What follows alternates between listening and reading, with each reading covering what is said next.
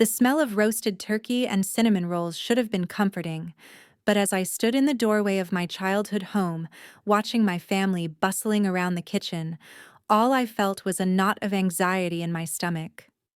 I'd driven 3 hours from the city, leaving my small apartment and my girlfriend Sarah behind, because family tradition demanded it.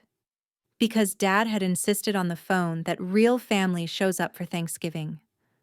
I should have known something was off when Mom couldn't meet my eyes as she hugged me hello. "Jamie's here!" she called out with forced cheer, her voice carrying that high-pitched tone she used when she was nervous. My younger sister Emma looked up from mashing potatoes and gave me a weak smile. My older brother Michael barely grunted in acknowledgement from where he was carving the turkey with surgical precision, always the perfectionist. But it was Dad's reaction that should have been my first real warning. He emerged from the living room where the football game was blaring, took one look at me, and his face darkened like storm clouds rolling in. "So you actually showed up," he said, his voice flat and cold. "Wasn't sure you would, considering how busy you've been with your lifestyle choices." The words hit me like a slap. I'd been out to my family for 2 years now, and while the initial reactions had been mixed, I thought we'd moved past the worst of it. Sarah had even joined us for Christmas last year, and while things had been awkward, Dad had been civil. "Hi, Dad," I managed, trying to keep my voice steady. "Good to see you too." He turned his back on me and walked back to his recliner without another word. The dinner itself was a masterclass in passive aggression. Dad asked Michael about his promotion at the engineering firm, praised Emma's latest college achievements, and inquired about Mom's volunteer work at the church. When he got to me, sitting there in the chair I'd occupied every Thanksgiving for 26 years, he simply skipped over me, as if I wasn't there. "Dad," Emma said tentatively, "Jamie's been doing really well at the marketing agency.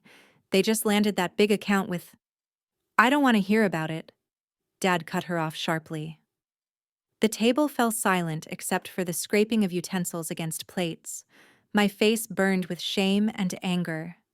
After dinner, while Mom and Emma cleaned up and Michael retreated to watch football with Dad, I found myself alone in the kitchen, mechanically drying dishes that Mom had already washed twice out of nervousness.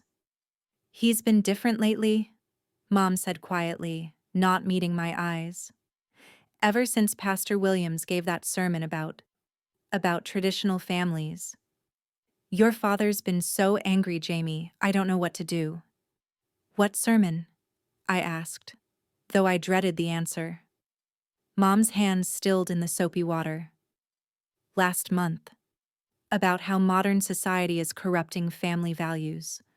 About how parents need to take a stand against children who choose to live in sin." The dish towel slipped from my numb fingers. "Choose to live in sin?" "I don't agree with it," Mom said quickly, finally looking at me with tears in her eyes. "You're my child. I love you no matter what. But your father, he's been talking about tough love. About not enabling behavior that goes against God's plan." Before I could respond, Dad's voice boomed from the living room. "Jamie, get in here. We need to have a conversation." My legs felt like lead as I walked into the living room. Dad had muted the TV, and Michael was conspicuously absent, probably hiding upstairs like he used to when we were kids, and Dad was about to explode about something. Dad was standing by the mantel next to the family photos. 26 years of Christmas mornings, birthday parties, graduations, and celebrations. In the more recent ones, I noticed, I was positioned more toward the edges, and there were none of Sarah and me together. "Sit down," he said, his voice eerily calm. I remained standing. "I think I'll stay right here." His jaw tightened. "Fine. I've been doing a lot of thinking lately, son. About family. About what it means to be a man. About the legacy I want to leave." "Dad, I'm talking." His voice cracked like a whip. "For 26 years, I raised you to be a good man. I taught you to hunt, to fish, to work with your hands.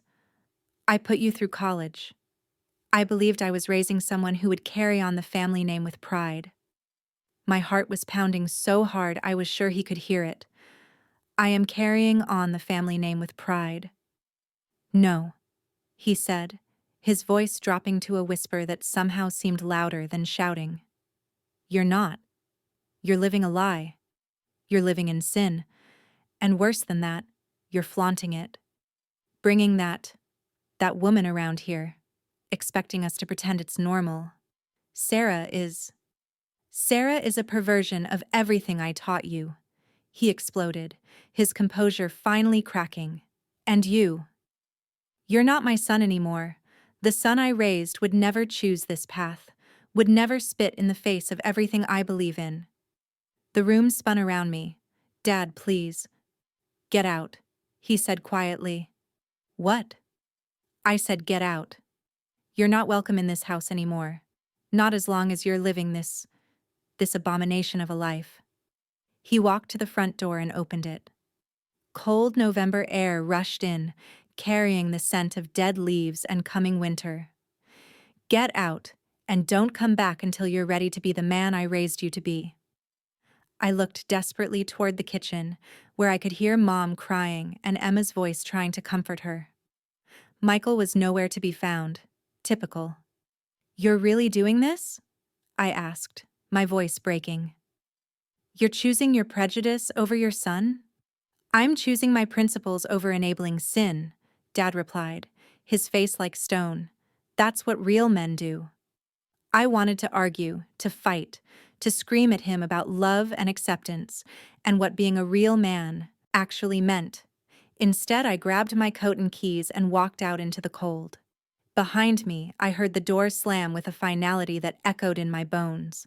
The drive back to the city was a blur of tears and rage. I kept the radio off, letting the silence fill with all the things I should have said, all the comebacks I should have delivered. By the time I reached my apartment, the tears had stopped, replaced by something harder and colder. Sarah took one look at me and pulled me into her arms without saying a word. Later, curled up on our small couch with 2 cups of coffee and the leftover Chinese takeout we'd planned to eat for lunch the next day, I told her everything. I'm so sorry, baby, she said, stroking my hair. Your father is an ignorant bigot and you deserve so much better. He disowned me, I said, the words feeling surreal. His own son. Then maybe, Sarah said carefully, it's time you disowned him back. The idea took root slowly over the following weeks. Every time I thought about calling home, about trying to bridge the gap, I remembered Dad's face as he ordered me out of the house I'd grown up in. I remembered the photos on the mantle, and how I'd been pushed to the edges even before this final rejection. Mom called twice. The first time, 3 days after Thanksgiving, she cried and begged me to call Dad, to apologize, to try to work things out. The second time, a week later, she sounded tired and defeated. He won't talk about you, she said quietly. It's like you never existed. He took down your pictures, Jamie. All of them. That's when I knew what I had to do. I started with social media. Every family photo that included Dad, every memory that featured him, deleted. I untagged myself from group photos, removed him from my friends list, and blocked him across every platform. When people asked where my father was in recent posts, I simply said I didn't have one. Then I went deeper. I had Dad's name removed from emergency contact forms at work. I updated my medical records. When anyone asked about my family, I talked about Mom, Emma, and Michael, but never mentioned Dad. If pressed, I'd say simply, I don't have a father. The real masterstroke came 3 months later when my company announced its annual diversity awards. They were looking for employees to share their stories about overcoming adversity, about finding success despite challenges. The winner would receive recognition at the company's biggest client event of the year, plus a $5,000 award. I crafted my story carefully. I talked about growing up in a small town, about facing rejection and discrimination, about finding the strength to build a new family with people who loved and accepted me unconditionally. I talked about the pain of losing a parent to bigotry and how I'd learned that blood doesn't always make family. I won. The award ceremony was covered by the local business journal and shared across social media. My speech was heartfelt and genuine. I talked about Sarah, about the friends who'd become my chosen family, about building a life based on love rather than prejudice. I never mentioned Dad by name, but anyone who knew our story would understand exactly who I was talking about. There comes a time, I said, looking directly into the camera, when you have to choose between staying connected to people who hurt you or protecting your own peace and happiness. Sometimes the most loving thing you can do, for yourself and for them, is to let go. The video went viral in our small hometown. Within hours, my phone was buzzing with calls and texts. Emma called first, sobbing. "Jamie, Dad saw the video. He's not doing well." "How is that my problem?" I asked, and was surprised by how calm I sounded. "He's been sitting in his chair all day, just staring at the wall. Mom says he hasn't eaten anything." Maybe he should have thought about that before he decided I wasn't his son anymore. Michael called next. We hadn't spoken since Thanksgiving. He'd sent a few awkward texts that I'd ignored, but now he sounded desperate. "Look, I know Dad was wrong," he said. "I should have stood up for you. But this is destroying him, Jamie, and it's destroying Mom too. Can't we find a way to fix this?" "I'm not the one who broke it, Michael. He's our father." "No," I said quietly. "He's your father. He made it very clear that he's not mine." The calls kept coming. Old family friends, high school classmates, even our pastor reached out. Some were supportive, praising me for standing up for myself. Others were critical, accusing me of being vindictive and cruel. I ignored them all. The only call that mattered came 2 weeks later, at 2 a.m. on a Tuesday night. It was Mom. "Jamie," she sobbed into the phone, "your father's in the hospital." My blood ran cold. "What happened?" "Chest pains. The stress. The doctor says it's not a heart attack, but his blood pressure is through the roof. He keeps asking for you." I closed my eyes, feeling Sarah stir beside me in bed. "What does he want?" "He wants to apologize. He wants to make things right." "Please, Jamie. He's your father. Whatever else has happened, he's still your father." For a moment, I wavered. 24 years of loving memories crashed against the past 4 months of hurt and anger. I thought about Dad teaching me to ride a bike, helping me with my math homework, cheering at my baseball games. I thought about him walking me to my first day of school, giving me advice about bullies, staying up all night when I had the flu. Then I thought about him looking at me with disgust in his eyes. I thought about him opening that door and ordering me out into the cold. I thought about him removing my pictures from the mantel as if I'd never existed. "No," I said quietly. "Jamie, please." He made his choice, Mom. He chose his prejudice over his son. He chose his church's approval over his own child. Now, I'm making mine. "You don't mean that." "He disowned me first, Mom. All I'm doing is returning the favor." I hung up the phone and turned off the ringer. Sarah's hand found mine in the dark, and we lay there in silence until morning. Dad recovered from his health scare, though Mom reported that he wasn't quite the same afterwards. He'd grown quieter, more withdrawn. He'd stopped going to Pastor Williams's church and started attending services across town. He'd asked Mom to put some of my pictures back up, but she said it was too late. She'd already given them to Emma for safekeeping. Easter came and went without contact. Then my birthday, which used to be a big family celebration. Emma sent a card and a gift. Michael sent a text, and Mom called to sing "Happy Birthday" through her tears. Nothing from Dad. Summer arrived, and with it, news that shook our small town. Pastor Williams, the man whose sermon had apparently triggered Dad's final rejection of me, was caught in a scandal involving embezzled church funds and an affair with a married parishioner. The story made headlines in 3 counties, and according to Emma, Dad had stopped talking about sin and righteousness altogether. It was August when Dad finally called me directly. I was at work, in the middle of a presentation to a new client, when my phone buzzed with a number I hadn't seen in 9 months, but still knew by heart. I let it go to voicemail and finished my meeting before listening to the message. His voice was different, older somehow, smaller. "Jamie, it's Dad. I know I don't have any right to call you after everything. But I need you to know that I was wrong. About everything. Pastor Williams. Well, I'm sure you heard about that mess. But even before that happened, I'd been thinking. I've been praying. And I've been thinking. And I was wrong." There was a long pause, and I could hear him breathing heavily. "I don't expect you to forgive me. I don't even know if I deserve the chance to ask. But I love you, son. I never stopped loving you, even when I was too proud and too stupid to show it. You're my boy, and I'm sorry. I'm so sorry." The message ended, and I sat in my car in the company parking lot, staring at my phone for 20 minutes. That night, I played the voicemail for Sarah. She listened without comment, then took my hand. "What do you want to do?" she asked.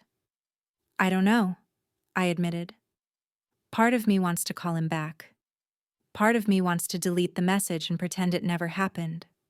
"There's no rush," she said gently. "You don't owe him anything, but you also don't owe it to yourself to stay angry forever." I thought about that conversation for days. I thought about forgiveness and grudges, about justice and mercy, about the difference between being strong and being stubborn. I thought about the man who'd raised me, who'd made mistakes, but had also given me 24 years of love before those 9 months of rejection. In the end, it wasn't a grand gesture that made me pick up the phone. It wasn't a moment of clarity or a burst of forgiveness. It was simply the realization that I was tired of carrying so much anger, and that maybe, there was a difference between disowning someone and setting boundaries. I called him on a Sunday afternoon in early September, almost a year after that disastrous Thanksgiving. "Jamie?" His voice was tentative, hopeful, afraid. "Hi, Dad." He started crying immediately, something I'd never heard him do in my entire life. "Thank you," he whispered. "Thank you for calling. I got your message. I meant every word. I was wrong, son. About everything. About you. About Sarah. About what it means to be a man and a father. I let my fear and my pride turn me into someone I don't recognize. Someone who hurt the person I love most in this world." I found myself crying too, all the anger and hurt from the past year finally finding a way out. "You really hurt me, Dad. You made me feel like I was nothing. I know, and I'm sorry. I don't know if I can ever make it right, but I want to try. If you'll let me." The conversation lasted 2 hours. We talked about Pastor Williams's fall from grace, about Dad's crisis of faith, about the months of therapy Mom had finally convinced him to attend. We talked about missed birthdays and holidays, about the pictures he'd taken down and put back up again. We talked about Sarah and how Dad wanted to meet her properly this time to apologize for his behavior. "I'm not the same man I was last Thanksgiving," he said near the end of our call. "I'm not sure I'm ever going to be completely okay with parts of your life that I don't understand. But I love you more than my confusion or my discomfort. You're my son, and nothing is ever going to change that again." It wasn't a complete healing. That would take time, and honest conversations, and probably more tears from both of us. But it was a beginning.